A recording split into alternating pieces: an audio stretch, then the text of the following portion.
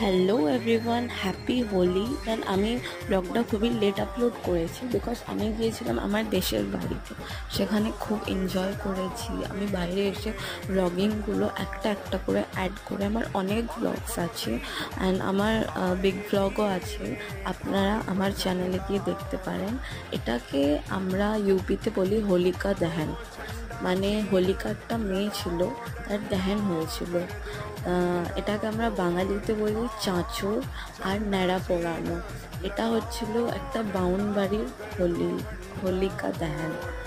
দেন এটা হচ্ছে পূর্বপুরুষের চাঁচর বলা যায়। আর এটা বাউনদের, আমার বোন যে ম্যাডামের কাছে পড়ে, সে হচ্ছে বাউনদের, ওদের পূর্বপুরুষ থেকে এটা হয়ে এসছে।